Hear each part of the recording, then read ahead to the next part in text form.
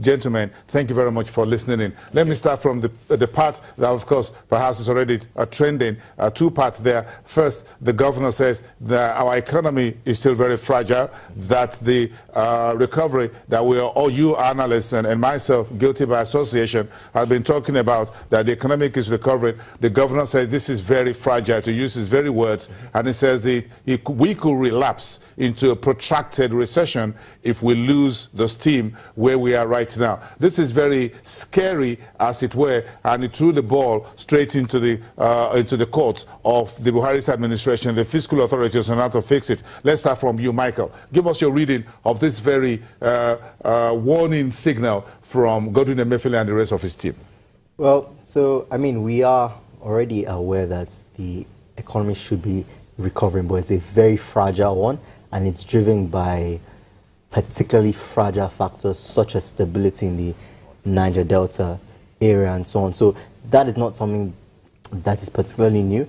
For me, what I'm a bit surprised by is the emphasis placed on that factor, giving other considerations, especially given what I feel is seriously sticky inflation, and given that the price mandate is still the primary aim of the central bank, and we do expect stronger fiscal policy in the coming months. I would have expected a bit more sort of confidence to properly tackle the inflation arm, but he quite rightly pointed out that we should be concerned about growth. This is hawkish on all fronts, Robert, isn't it? This is really hawkish. Yeah, it is. I think the governor is very apt, you know, because it's very easy for us to quickly forget where we are coming from and think that we are doing so well. So it's apt that we should note that the recovery that we are seeing is indeed fragile. But again, the buck will stop at the desk of both the monetary managers and the fiscal manager, which,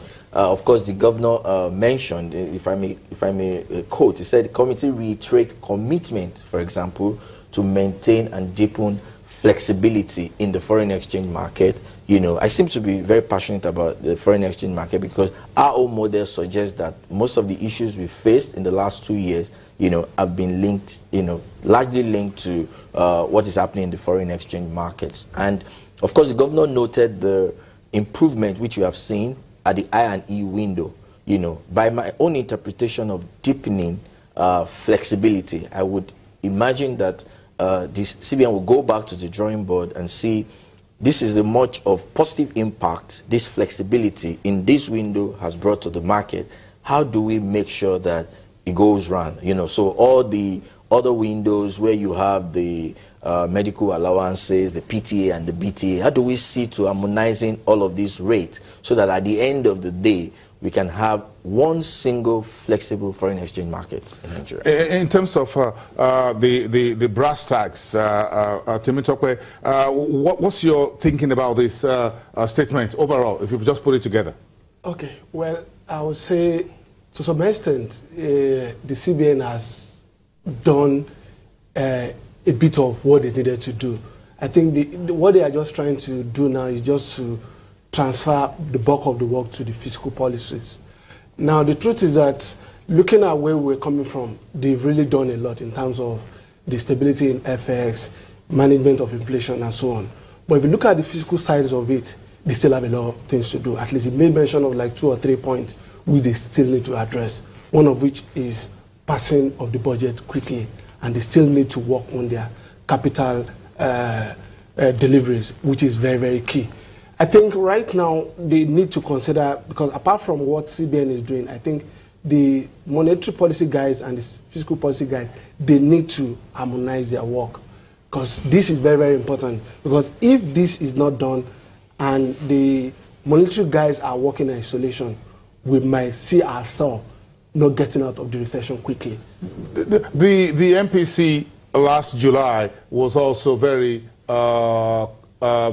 topical and pointed on a number of the structural deficiencies in the economy that wants the fiscal authorities to fix. Robert, let me come back to you on this. So from overall, the high energy and transportation costs and what have you, it looks like insecurity. You also mentioned that we need to sustain some of the achievements we've made in the Northeast and keeping the militants quiet in the Niger Delta. You think there's still a lot here from the fiscal space to achieve? Of course, there is a lot. But again, you need to, I mean, if I go back to the word of the governor, he said we need to take some bold steps, you know, both from the monetary angle and the fiscal side. So you imagine that most of the issues that we have, especially with energy crisis that the country is facing, whether you're talking about fuel, you're talking about electricity, you know, you need a government, you know, the fiscal authority to be very bold, you know, in taking some pro-market decisions. You know, most of the issues we have within the power sector, you know, can all be traced to all our idea about welfareism, playing the welfareist, you know, giving social services to our people, you know. But again, we must understand the dynamics of the 21st century economics.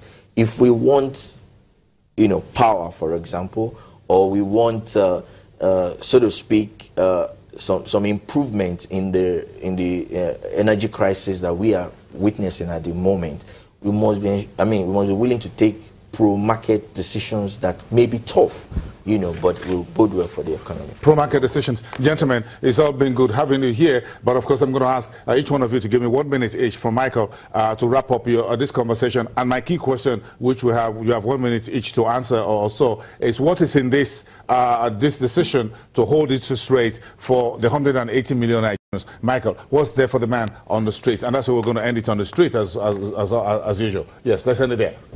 Well, I don't think there's much in this particular decision for anybody, really. I think what is more interesting is the leaning and the fact that there are two members who actually voted to ease.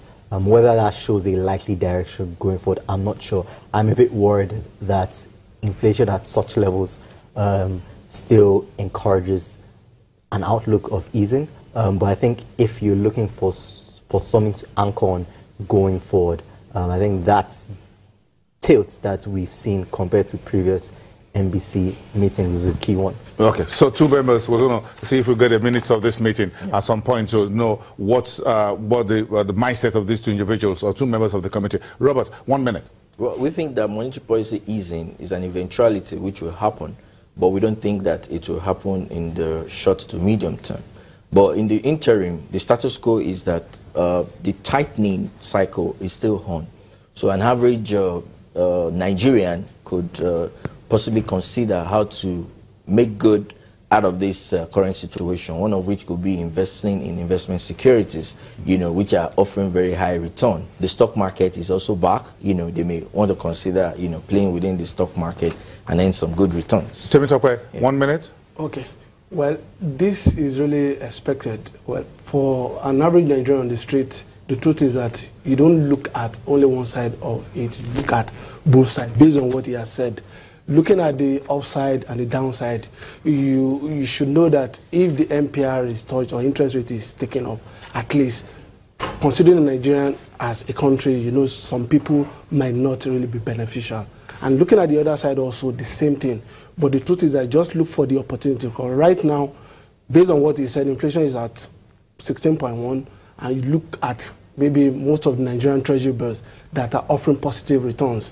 For you, it's something that you can really key on and be able to get your returns. I think that's where we are right now. So if it's as the central bank says, we're holding interest rate, we should look for the opportunity in the holding, whether it's too hot or too cold. Either way, isn't it, Michael? Of course. Of course. So look for the opportunity. I like that. The opportunity in the holding rates. Thank you, gentlemen, for making this panel. We appreciate your time. Michael Famorote from Vertiva Capital, Robert Omotunde from Afrinvest, and of course, Temitope Amodu from Kodros Capital. We appreciate having all of you here on this very special programming by Channels Television on this day of interest rate decision by Nigeria's central bank. Gentlemen, we thank you for watching, and to all our viewers in Nigeria and around the world, news comes first here on Channels Television, and news is coming right after this. Bye for now. I'll see you again.